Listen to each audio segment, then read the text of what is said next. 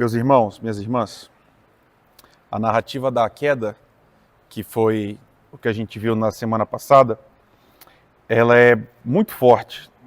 E eu acho que ela é mais forte até do que a gente costuma imaginar. Porque para além dessa ideia de comer o fruto, ou seja, que o homem simplesmente desobedeceu a uma ordem de Deus, o que a gente tem em Gênesis capítulo 3 é o início de uma inimizade entre o homem e Deus. A palavra inimizade aparece entre o filho da mulher e o filho da serpente, a descendência da serpente. Mas, apesar disso, ainda assim surge uma inimizade também entre Deus e o homem, ou, de uma maneira mais precisa, de um homem para com Deus. Nasce em Gênesis 3, no coração do homem, um desejo de ser igual a Deus, de ser autônomo. Eu acho que vocês entendem, né, irmãos? Autônomo. Nomos é lei. Auto é a si próprio. Eu faço a minha lei. Eu sou a minha própria lei. Essa é a queda do homem. O gênero humano decidiu, eu quero fazer as minhas próprias leis, eu quero ser o meu próprio Deus. Então esse é o pecado em essência, é o orgulho. O orgulho é sempre a base de qualquer outro pecado. Qualquer desses pecados que a gente costuma falar na igreja, na base de tudo está o orgulho, que se expressa na seguinte ideia: eu sei o que é melhor para mim mesmo. Então, por exemplo, eu não tenho o dinheiro que eu acho que eu devia ter. Como é que eu vou fazer? Eu vou roubar alguém. Eu vou fazer minha própria lei. Ah, eu quero intimidade. Não estou namorando, não tenho esposa. Vou procurar em qualquer outro lugar. Eu sou minha lei. Eu faço as coisas, Deus não manda em mim. E aí, esse tipo de rebelião se instala no coração do homem e agora faz separação entre ele e o seu Deus. Essa é a sua experiência, essa é a minha também. A partir de agora, o coração do homem é totalmente tomado por esse desejo de autodeterminação. O homem então deixa funcionar de acordo com o plano de Deus. Deus tinha um plano. E aí o homem para de funcionar de acordo com esse plano e aí a morte invade a existência. A partir desse momento, a gente experimenta a morte. O próximo capítulo de Gênesis 3, ou seja, o 4, aprofunda essa ideia com intensidade também alta. A gente tem dois irmãos. Eles são filhos dos mesmos pais. Eles são família. Eles são gente que cresceu junto. Gente que em tese se ama. E os dois agem de formas muito distintas, né? Um adora a Deus com tudo que ele tem, de todo o coração, e o outro não. E aí, por causa dessa relação desigual, nasce inveja, nasce uma angústia de ver o outro ser aprovado e eu não, e nasce o desejo, então, de aniquilação. Essa é a primeira morte, irmãos, promovida por um ser humano. Gênesis capítulo 4, a gente tem Caim e Abel. Na primeira família, irmãos, na primeira geração, a gente tem o primeiro homicídio, o pecado se expressando através da morte. Estou sintetizando para você, porque a gente não vai ler esse capítulo 4. A gente vai para a próxima narrativa. O texto vai seguir um fluxo quase como se fosse um rio. Como as águas que correm no leito de um rio, esse texto vai mostrando para a gente, ensinando-nos que essa corrupção humana, que nasce no capítulo 3, que se aprofunda no capítulo 4, vai atingir o ápice no capítulo 6, que é o que a gente vai começar hoje. Essa corrupção, ela não encontra limites, irmãos. A criação de Deus perfeita está agora amaldiçoada e por causa do homem, a gente vive então numa terra hostil. Antes, um paraíso perfeito, aquilo que Deus criou para a gente aproveitar, agora, uma terra que é nossa inimiga, dominada pela morte, que nós mesmos buscamos e que nós mesmos promovemos. Isso tudo vai atingir seu ápice, como eu já te falei, então, no capítulo 6, é nele que a gente está hoje, tá bom? Gênesis, capítulo de número 6. A gente vai hoje, irmãos, do 6 até o 9, tá? Se Deus permitir, a gente vai cobrir 4 capítulos. Eu vou tentar mostrar para você, então, como é que isso se expressa. Capítulo 6. Para não ficar muito longa a leitura, eu vou fazer apenas um versículo. Diz assim, 6, versículo 5. O Senhor viu que a maldade das pessoas havia se multiplicado na terra e que todo o desígnio do coração delas era continuamente mau. Vamos ler o 6. Então o Senhor ficou triste por haver feito o ser humano na terra, e isso lhe pesou o coração. Pai, nós te agradecemos mais uma vez pela tua palavra, agradecemos porque ela chegou até nós. Obrigado porque essa palavra tem mudado os nossos corações, tem mudado a nossa vida. A gente tem sido impactado por ela, Senhor, há tantos anos, e ela continua, Senhor, moldando o nosso coração, arrancando aquilo que precisa ser arrancado, plantando aquilo que precisa ser plantado, e a gente te pede que hoje à noite isso aconteça novamente, Senhor. Pai, fala conosco, Senhor, por favor. Derrama águas vivas nos nossos corações, porque precisamos ouvir do Senhor, Pai. O Senhor conhece o meu coração, o Senhor me conhece, e o Senhor também conhece a fome do teu povo, dos meus irmãos que estão aqui. E o Senhor sabe que só o Senhor pode satisfazê-la. Então faz isso, por favor, no teu nome que eu oro. Amém. O texto começa, irmãos, no capítulo 6, com uma constatação. A palavra é: o Senhor viu, Deus viu. Ele entendeu, ele percebeu. Essa palavra, esse verbo ver, é o mesmo verbo no hebraico usado para toda a criação. Lá no princípio, no capítulo 1, a gente viu que, na medida que Deus cria, logo depois ele vê. Deus viu. E ele viu que tudo que ele havia criado tinha sido bom. Então, esse ato de Deus é uma contemplação prazerosa. Deus olha e tem prazer naquilo que ele fez, porque aquilo que ele fez é bom. Aí a gente está aqui agora no capítulo 6, e Deus vê de novo. Só que a visão agora que Deus tem é radicalmente diferente da visão que ele teve em Gênesis 1 e 2. Se antes ele vê e tudo é perfeito e ele diz que ficou muito bom, agora Deus vê de novo. Mas o que ele enxerga é o contrário, completamente diferente. Se antes tudo era bom e muito bom, a gente tem agora uma radiografia do ser humano, irmãos. E é um dos textos mais importantes da Escritura. Você não tem noção, talvez. Esse versículo 5 do capítulo 6 de Gênesis é um dos versículos mais importantes da Escritura. E você vai ver aqui uma série de superlativos. Quando o escritor decidiu deixar isso aqui registrado para nós, ele fez uso intencional de um estilo de comunicação que é sempre por hipérbole, está sempre aumentando, está tudo no máximo aqui. Vamos ler de novo. Ele diz: o Senhor viu que a maldade das pessoas havia se multiplicado na terra e que todo desígnio do coração delas era continuamente mau. A maldade havia se multiplicado e aí todo o desígnio do coração das pessoas era continuamente para o mal. A NVI, que eu acho que traduziu melhor do que a Nova Almeida, diz: toda a inclinação dos pensamentos do seu coração era sempre e somente para o mal.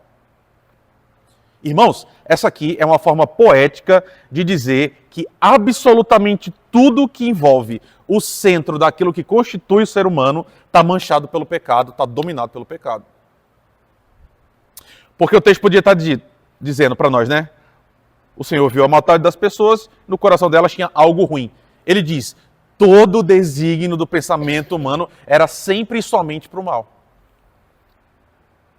Tudo que o ser humano sente, tudo que ele deseja, tudo que ele faz, o que ele cogita, o que ele avalia, tudo que ele planeja, absolutamente tudo se inclina para o mal. E essa é uma doutrina, irmãos, que dirige toda a nossa compreensão de fé, das Escrituras e do Evangelho. Nós, olhando para esse texto, entendemos tudo diferente do que vários outros irmãos nossos entendem. A maioria, e aqui saindo agora da igreja, tá? A maioria das antropologias, a maioria dos estudos do ser humano, olha para a nossa condição e chega a uma conclusão bem diferente da Escritura. Quando eles vão descrever o ser humano, eles descrevem a partir de um quadro que, se nem sempre é positivo, pelo menos é neutro. Qual é a ideia? A moralidade é construída. A sociedade decide o que é certo e o que é errado. E é por isso que, a partir desses acordos que a gente vai construindo, a moralidade vai mudando. Depende dessas condicionantes, né, que variam com o tempo. É outra forma de dizer o seguinte: hoje, a maioria das pessoas que não entendem o mundo como a gente entende a partir desse versículo de Gênesis, diz o seguinte: olha, tinha coisas que lá no passado eram erradas, que a gente considerava erradas, mas que agora a gente não considera mais. Agora, essas mesmas coisas que há alguns anos atrás eram um absurdo, para nós não é mais. E tinham outras coisas que no passado a gente considerava certa, que agora a gente considera errado. Entendem? a moralidade vai mudando. Então o que as pessoas concluem? Cara, não existe certo e errado, ontologicamente. O que existe é o que a gente vai combinando. Se amanhã a gente decidir que as coisas mudaram de figura, as coisas mudaram de figura, e então a gente muda o mundo. E aí os seres humanos, então, eles nascem puros. E não necessariamente no sentido que eles são bons. Eles nascem puros no sentido de que eles não nascem manchados. Eles nascem neutros. E aí eles vão aprendendo com a gente o que é certo e o que é errado a partir daquilo que a gente decide. Ou seja, a sociedade vai moldando as suas próprias escolhas e vai demonstrando se vão ser boas ou se vão ser más, se vão ser pessoas certas, pessoas erradas. Boa parte da política, irmão, se faz nessa ideia. Qual é? Se um dia a gente promover o ambiente perfeito, se todo mundo tiver suas necessidades plenamente preenchidas, se as pessoas tiverem segurança, tiverem comida, tiverem lazer, tiverem cultura, elas vão ser perfeitas, moralmente responsáveis. Só existe crime, só existe desvio, por quê? Porque as condições não são boas. O que impede o mundo perfeito, né, é como as coisas estão agora, a sociedade e as estruturas. Eu não sei se você acompanhou o que eu acabei de dizer, mas aqui de saída a gente diz algo completamente diferente, irmãos. Nós que somos cristãos, especialmente nós que somos reformados, a gente olha para o mundo e percebe o mundo de uma forma completamente diferente da esmagadora maioria das pessoas com quem você convive. A gente olha para o mundo e a gente entende que Deus ensina para nós que o ser humano nasce mal, irmãos. A gente não nasce só com um probleminha no nosso coração, com algum desviozinho. Irmãos, a gente nasce e toda a nossa existência é inclinada para o mal, sempre, o tempo todo. Toda a nossa vida aponta para o mal. Não existe um só que seja bom. Todos pecaram, todos se desviam e todos apresentam aquele mesmo mal primário. Só que, irmãos, a gente é especialista em mudar isso, né? Ou pelo menos fingir que isso não é assim. Porque antigamente não era assim, tá? Pelo menos eu acho que mudou. Mas quando nasce um bebê hoje em dia, dependendo se você tem algum nível de acesso, né, a dinheiro, o bebê nasce num quarto super decorado e já tem toalhinhas com o nome dele ou dela. E aí tem fotógrafo profissional e a gente vai lá visitar e aí as pessoas pegam e as pessoas se emocionam porque olha para o bebê e enxerga nesse bebê pureza. Enxerga nesse bebê assim, meu Deus, aqui nasceu uma coisa perfeita de Deus, um novo ser humano que ainda não está manchado, ele é fofo. Ele foi planejado, ele foi desejado. E a gente tem dificuldade de perceber que ali na mão daquele pai e daquela mãe tem um pecador completo. A gente pode até fingir que não, né? Nos primeiros anos a gente consegue. Mas assim, irmãos, muito rápido, aquele ser humano vai mostrar que no seu coração existe uma inclinação perene, constante, totalmente voltada para o mal. E vocês que são pais, vocês que são mães, sabem melhor do que eu estou dizendo. Você precisa ensinar o seu filho a pecar, irmãos? As crianças, elas são puras? Irmãos, eu gosto sempre de trazer esse exemplo, né? Conversa com quem é professor de maternal, assim, professor de criancinha, coordenador, essas coisas. E vê se as crianças são gente boa. No nosso coração existe algo completamente equivocado. Muito. Existe uma oposição a Deus, uma rebelião que está com você desde que você estava no ventre da sua mãe. Você nasceu assim. A ocorrência do mal que a gente vê, apesar de ser impactada por condicionantes, nasce do mesmo centro. Nós somos pecadores, irmãos. Eu e você. O cristianismo aqui se distancia, e por se distanciar, distancia a gente também de todas as outras correntes de interpretação do mundo. Todo mundo que explica o mundo, explica a partir de uma noção bem diferente dessa. A gente diz assim, qual é o problema do mundo, irmãos? Por que o mundo não é como ele deveria ser? Acho que eu já contei a história para você. Mandaram cartas para grandes pensadores no século XIX, na Inglaterra e em alguns países da Europa, e perguntaram, senhores, qual é o problema do mundo? E eles responderam grandes tratados explicando por que o mundo era assim. Chesterton, que era um pastor mais ou menos, né, porque ele era católico, mas um pensador católico, ele respondeu uma frase, irmãos. Qual é o problema do mundo? Ele respondeu, senhores, honestamente, eu. E enviou. Qual é o problema do mundo? O mundo está errado, está quebrado por minha causa, irmãos. Por sua causa também. E talvez você olha para você e diz assim, não é verdade. Se todo mundo fosse como eu, o mundo era perfeito. A Escritura ensina para a gente que o mundo está desse jeito porque a gente é mau, irmãos, o tempo todo. Aquele plano de Deus, por isso que a gente está seguindo essa narrativa, né? Por isso que a gente está vendo essa história. Deus cria todas as coisas perfeitas, coloca a gente no melhor dos lugares do mundo.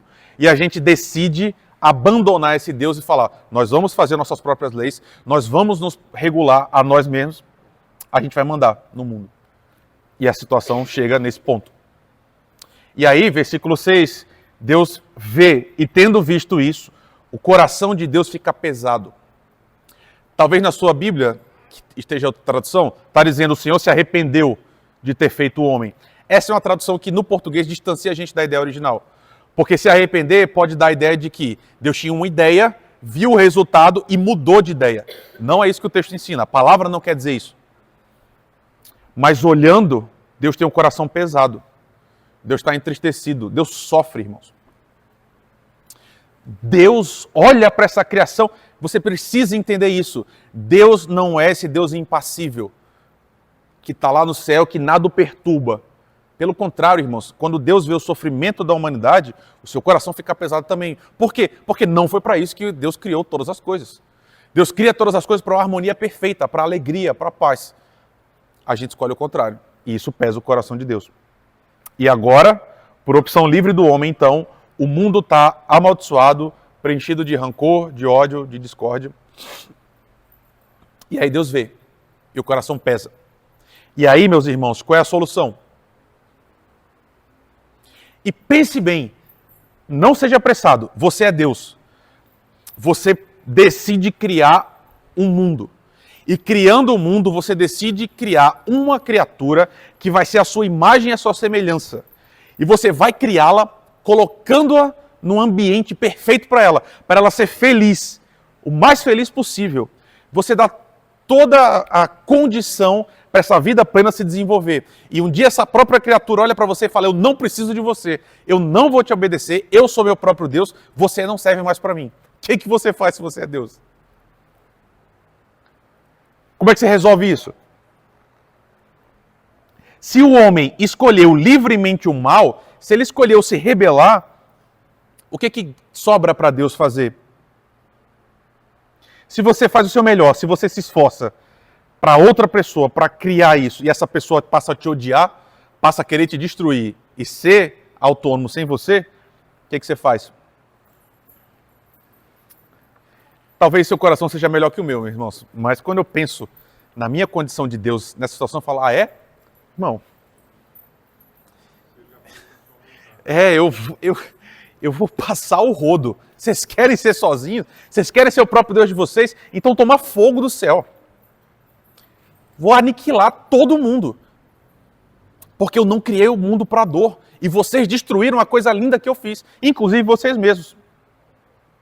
O homem tem que ser aniquilado. E tem que sofrer a punição pelo seu pecado. Porque percebe, irmãos, Deus não está falando assim, agora eu vou te punir porque você fez mal. Pelo contrário, a própria consequência natural do que o homem fez é a punição, é a destruição. E os homens escolheram isso é que é pior, né? E a gente continua escolhendo. Versículo 7. O Senhor disse, farei desaparecer da face da terra o ser humano que criei. Destruirei não apenas as pessoas, mas também os animais, os seres que rastejam e as aves dos céus, porque eu estou triste por havê-los feito. A questão que se impõe, amados, é que isso aqui é uma prerrogativa divina. Deus tem o direito de fazer isso. O pleno direito de fazer isso. Deus realmente deu aos seres humanos a capacidade para eles serem plenamente felizes, num ambiente que foi projetado só para eles, para nós, irmãos, para uma alegria incontida. O que os homens fizeram? A gente vai se afastar, a gente escolhe o ódio. E aí Deus fala, então beleza, eu vou destruir tudo. Se Deus fizesse isso, irmãos, ele continuaria sendo Deus? Se Deus destruísse todos os seres humanos, ele continuaria sendo bom? Porque percebe, irmãos, a gente fala que não às vezes. Você está falando que sim porque é a escola dominical, né? Você sabe que Deus é bom e Ele é sempre bom. Só que no fundo do nosso coração fica uma ideia de tipo assim, pô, por que Deus destrói as pessoas? Deus é mau. Irmãos, nós escolhemos odiá-lo por livre e espontânea vontade. Tudo que Ele fez... Fala, minha irmã. Certo. Sim, a gente está num campo muito difícil de compreender. Porque a Bíblia trabalha com a ideia de Deus e falando coisas sobre Deus que o nosso cérebro não é capaz de entender. Exemplo, Deus é um só, mas ele subsiste em 3 pessoas. Como isso funciona? Não sei. A Bíblia fala que Jesus era 100% Deus e ao mesmo tempo ele era 100% homem. Como isso funciona? A gente não sabe. Isso também é dito sobre Deus. Deus sabia o que ia acontecer com a humanidade? Sim, Deus sabe de todas as coisas. Deus, ao mesmo tempo, fez a humanidade 100% livre, os homens poderiam fazer o que queriam? Também. E a gente acredita nas duas coisas ao mesmo tempo. O que eu quero te dizer, minha irmã, é Deus não fez a escolha por nós. Apesar de Deus saber o que a gente ia fazer, nós fizemos essa escolha livremente. Como, pastor? Não sei. Eu não sei explicar. Eu sei que é isso que a Bíblia afirma sobre Deus e sobre nós mesmos. Deus nos dá todo o direito e a condição de fazer aquilo que a gente quer fazer por livre vontade. E a gente escolheu, a gente vai se virar as costas contra você. Fala, meu irmão. Muito, muito. E sabe, meu irmão, eu nem acho que é difícil de entender a história que está sendo contada. A gente tem dificuldade de entender a coisa que não foi contada pra gente, que é como essas coisas funcionaram. A gente não sabe, a gente não consegue ler a mente do Senhor. Mas, ainda assim, o que eu quero levar vocês a entenderem uma coisa fundamental é o seguinte. Meus irmãos, se Deus hoje decidisse aniquilar toda a raça humana, Ele seria um Deus bom? Sim, Ele é um Deus bom. O que a gente sofre sendo nós inocentes? A gente acha isso, irmãos. Porque eu sei que no seu dia a dia você está vivendo e a gente vai se convencendo que a gente não é tão mal assim. Porque a gente está olhando uns para os outros, né? E a gente olha para outra pessoa e no outro, o pecado do outro parece bem grande e o meu um pouquinho menor, a gente olha e fala, eu não sou tão mal assim. Só que quando a gente se compara a esse Deus perfeito, a gente vê rapidamente o nosso coração como ele é. E Deus poderia ter mandado fogo para destruir tudo. E ele seria justo, bom, perfeito, bondoso, amoroso, como ele sempre foi. E mais, irmãos, Deus continuaria feliz condenando toda a humanidade? Deus precisa da gente para ser feliz? Irmão, Deus precisa do seu louvor para ser Deus? Nem se preocupe, tá? Ele tem vários seres que estão dando glória para ele o tempo todo. Tudo isso é para te mostrar o seguinte, porque talvez todo esse percurso é para falar agora para você de um texto que talvez você não tenha olhado com esse nível de detalhe. Mas aqui vai aparecer para a gente uma doutrina que ela é ofensiva, que ela é estranha e ela é meio inexplicável, mas a misericórdia insistente de Deus faz com que ele busque o ser humano, sem precisar buscar. Deus olha para essa situação aqui e vê, o mundo está uma desgraça, não foi isso que eu planejei. Eu vou aniquilar todo mundo. Poderia ter sido essa história. Uma parte foi, mas ele disse, eu não vou destruir todo mundo. Eu vou estender a esse povo misericórdia. Eu vou estender a esse povo graça. E isso custa para Deus. Para Deus é custoso oferecer benevolência, graça ao ser humano. Quando é que isso aparece? Versículo 8.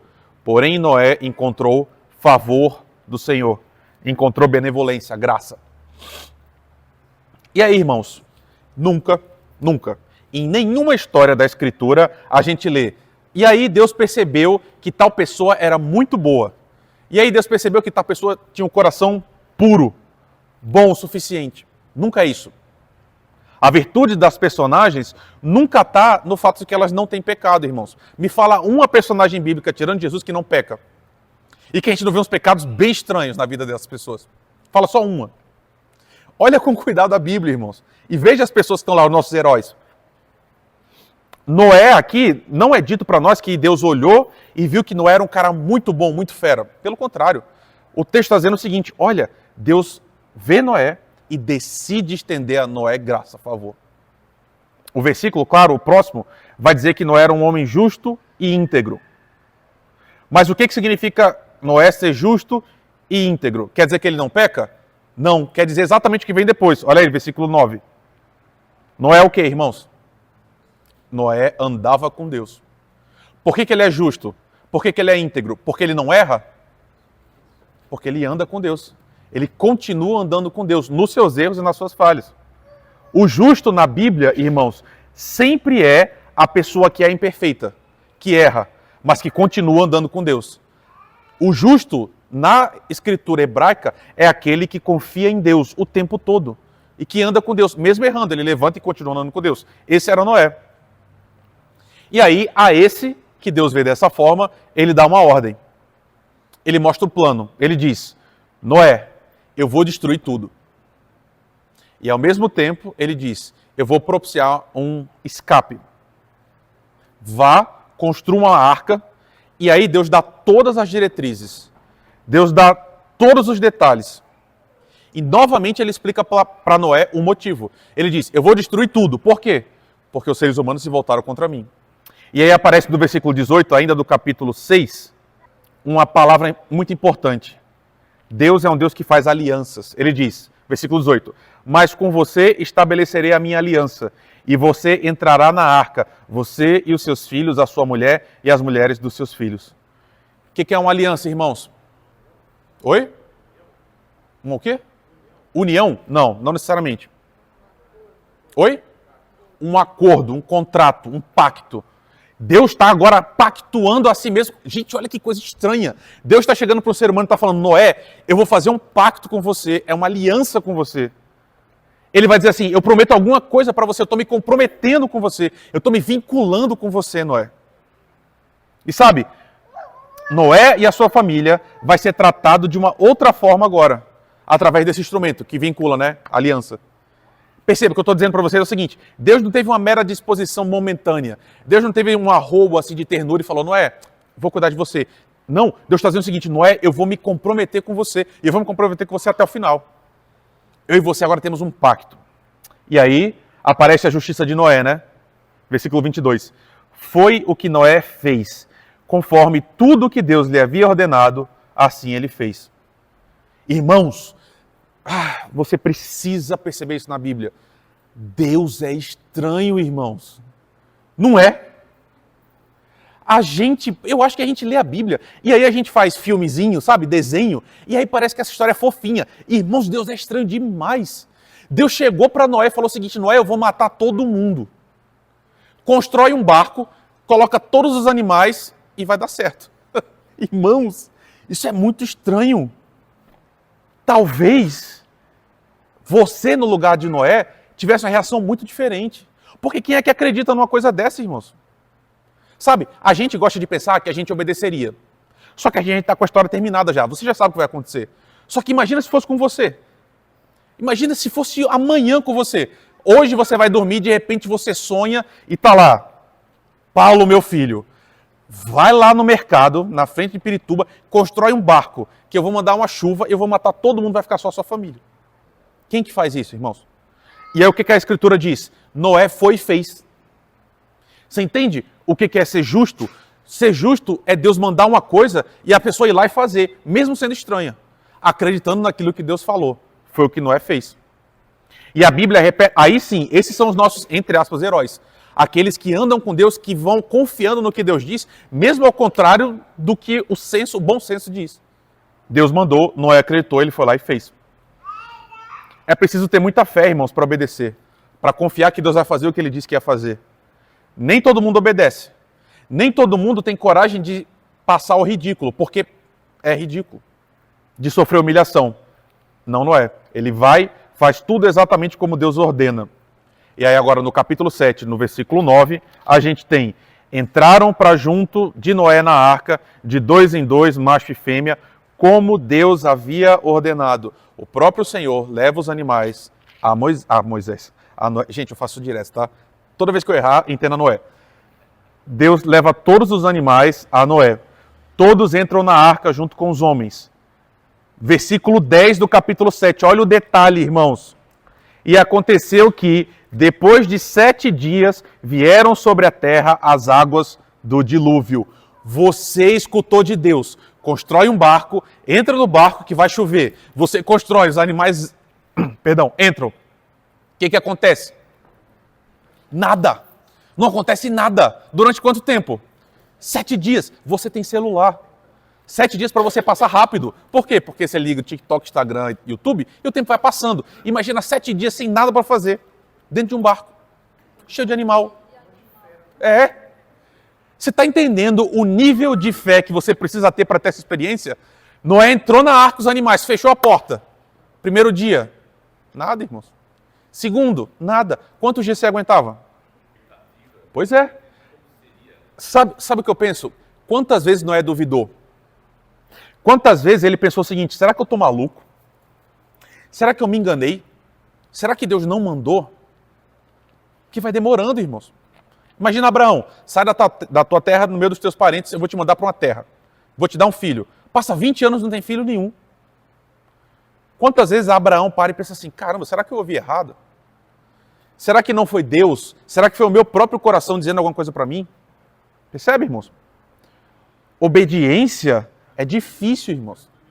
Quantas pessoas chegavam para ele e falaram, não é o que você está fazendo, irmão?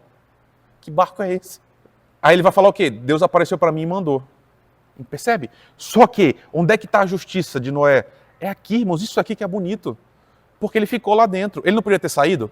Terceiro dia falou, não veio chuva, gente, eu tentei, foi mal, estava meio maluco, construí, mas não deu nada. Ele fica até o fim. E aí, depois de 7 dias, veio a chuva. E aí... Oi? Pois é, mas vocês concordam que precisa de fé? Que assim, no meio dá medo, fala, Deus, você não mandou? Era igual... Gente, eu estou lendo o Êxodo, certo? Na minha leitura pessoal. Deus aparece para Moisés e fala assim, Moisés, desce que eu vou libertar geral do Egito.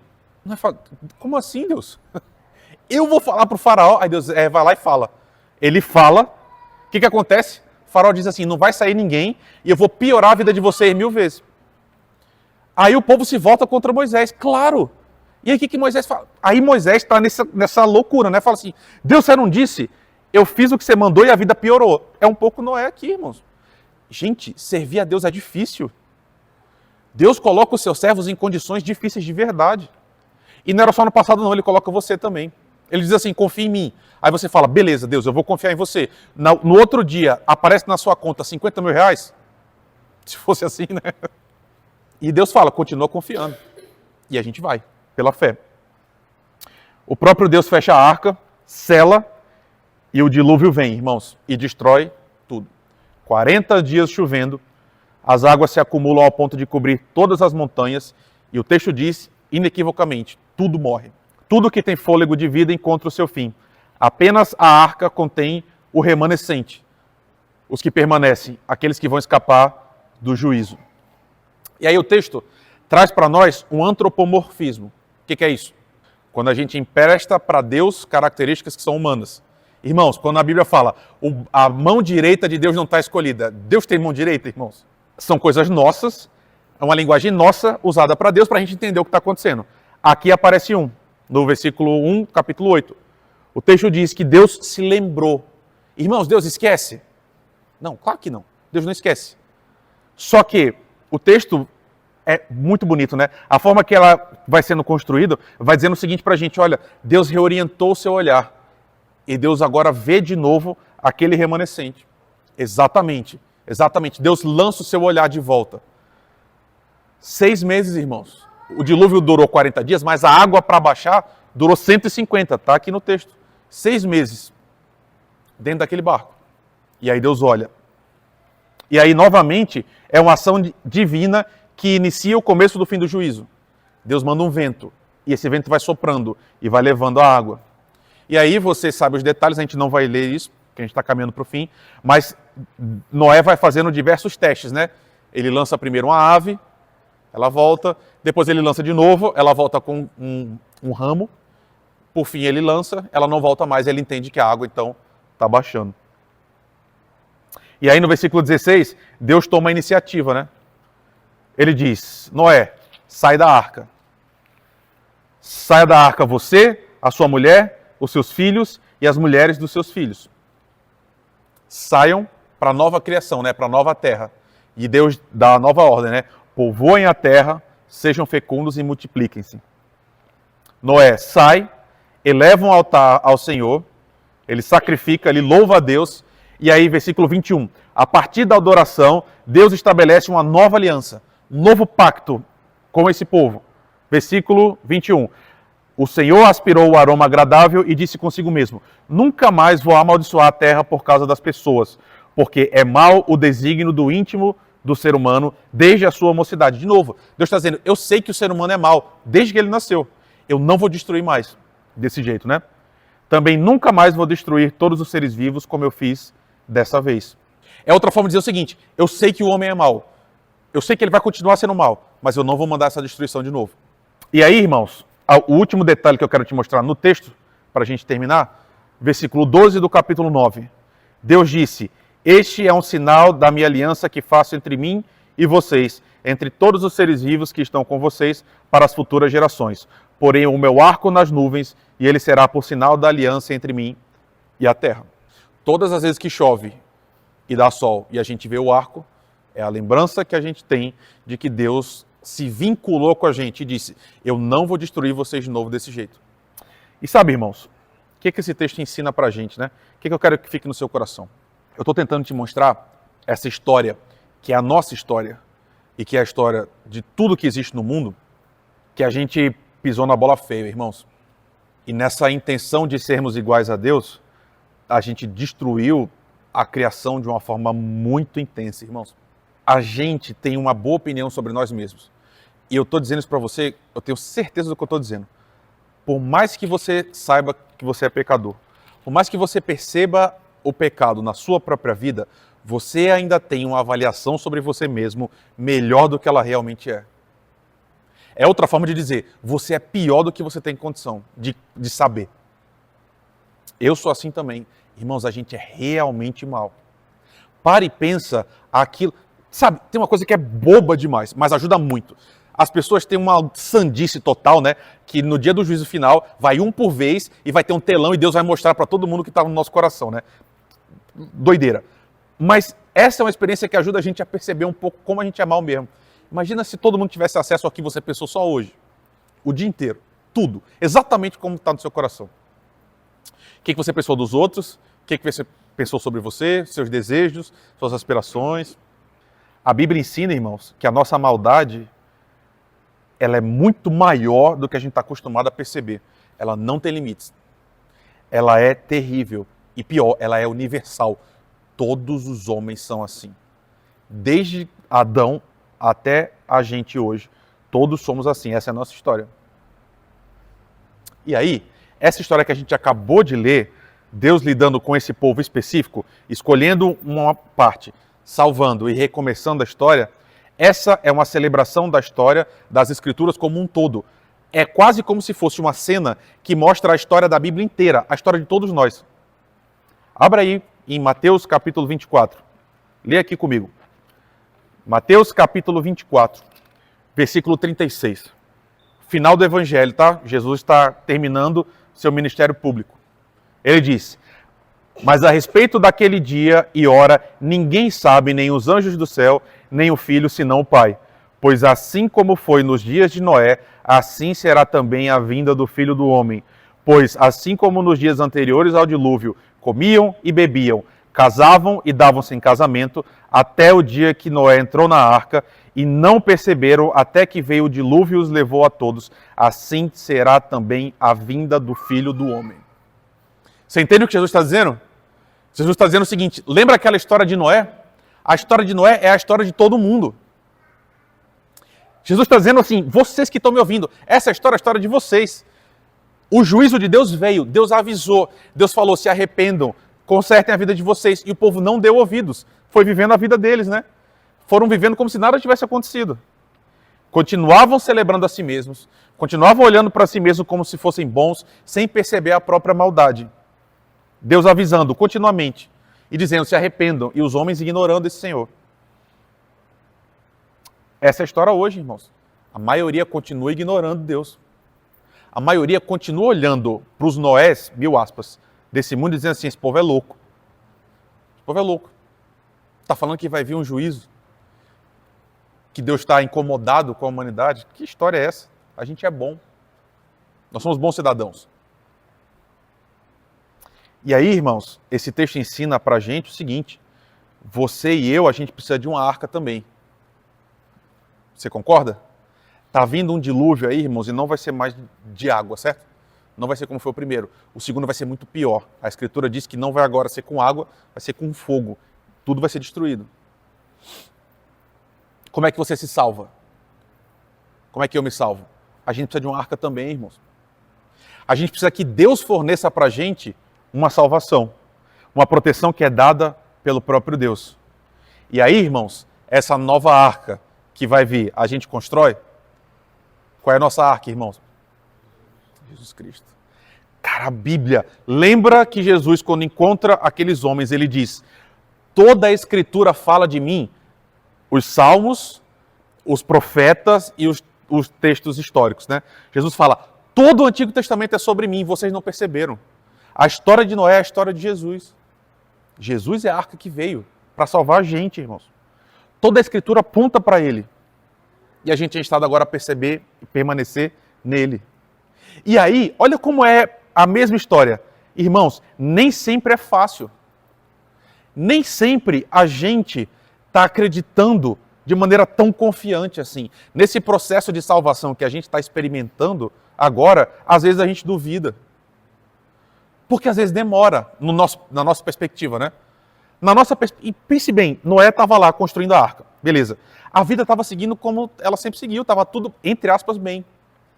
Noé era um maluco. Até o dia que veio o juízo. O juízo ainda não veio. Então a gente agora pode ser o maluco. Vocês estão entendendo o que eu estou querendo dizer? Para os olhos das outras pessoas, a gente que é o maluco.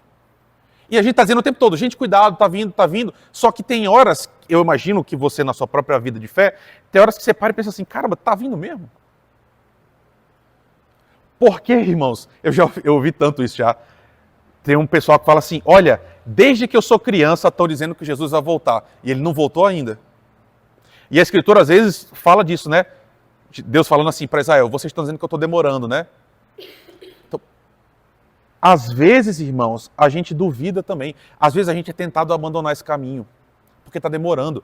Porque não parece que está acontecendo nada. Tal como Noé, Deus às vezes parece que demora mesmo. 7 dias e nada está acontecendo. E a gente começa a pensar, será que eu estou no caminho certo? Será que é isso mesmo? E aí, irmãos, o justo, mais uma vez, é aquele que segue em frente, acreditando não naquilo que ele vê, não naquilo que ele ouve. Não é o jornal que está dizendo para a gente o que está acontecendo de verdade. E aqui eu não estou falando que a mídia é comprada, não tem nada a ver com isso. Estou dizendo o seguinte, os nossos olhos não conseguem enxergar tudo que existe. Existe uma realidade que a gente não consegue perceber, mas que é tão real quanto essa mesa aqui que eu estou segurando. O mundo está caminhando para a destruição. E Jesus Cristo está sendo ainda a salvação de Deus para todo homem. Para você e para mim também. Quem é o justo? Por que você é justo? Porque você não peca? Não. É porque você está dentro da arca. Esperando. Não começou ainda o dilúvio, mas ele está vindo. E você está na arca protegido, porque você está em Jesus Cristo. Então, irmãos, a gente precisa de um Salvador. A gente precisa de alguém que consiga vencer essa maldade que está dentro do seu coração, está dentro do meu também. Cara, me humilha muito. O meu pecado me humilha muito. A experiência de Paulo é a minha. Paulo diz assim, eu queria fazer o bem e eu não faço. E o mal que eu odeio, eu fico fazendo de novo o tempo todo. Quem que vai me livrar? Paulo pergunta. E ele mesmo responde, né? Graças a Deus pelo nosso Senhor Jesus Cristo, onde temos vitória. Então, você tem um Deus que pactuou com você salvação. Deus falou o seguinte, eu vou me comprometer com você, eu vou me comprometer com o meu povo, eu não vou soltar a mão de vocês. Jesus disse em João, né? Ele diz, ninguém pode arrancar os meus das minhas mãos. A sua fé é fraca, meu irmão, minha irmã. Você duvida às vezes? A minha também é. Eu duvido às vezes também. Mas aquele que nos salvou vai completar a obra até o dia que a gente vai estar com ele para sempre, irmãos. O convite de hoje é olhar para Jesus de novo. Esteja dentro, esteja do lado de dentro, protegido pela arca final, a salvação final de Deus Jesus Cristo, o nosso Senhor. E aí, nele, fazendo nele essa travessia, a gente vai sair do outro lado da mesma forma como Noé. E do mesmo jeito que Noé saiu e foi adorar, a gente vai sair também, a gente vai adorar para sempre, irmãos. E aí lá vai ser uma festa que você ainda não entendeu. Você não entendeu o quão vai ser essa festa, o quão maravilhosa ela vai ser, o quão cheio de alegria ela vai ser. Eu vou estar lá, você vai estar lá também por causa de Jesus Cristo. Muito obrigado, Senhor, por essa mensagem. Obrigado porque o Senhor estende a nós salvação. Eu não merecia, Senhor. Eu continuo não merecendo. E o Senhor continua sendo insistente comigo, me trazendo de volta todas as vezes que eu vou para longe do Senhor, Pai. Muito obrigado porque o Senhor me corrige como um pai corrige o seu filho. E obrigado porque em Jesus Cristo nós temos salvação final, Pai. Obrigado porque se essa é a minha experiência, essa é a experiência dos meus irmãos também. Todos nós que estamos aqui somos alvo do Teu amor. Todos nós estamos sendo salvos por Ti e seremos salvos dessa destruição que vai vir, Pai. Então, por favor, coloca no coração dos meus irmãos essa certeza, essa esperança de que estaremos com o Senhor a salvo para a vida perfeita que o Senhor criou para nós, Pai. Por favor, Senhor, alimenta a nossa fé. Não deixa a gente se perder, para que a gente viva uma vida inteira que dá glória ao Teu nome. É o que eu te imploro, em nome de Jesus. Amém.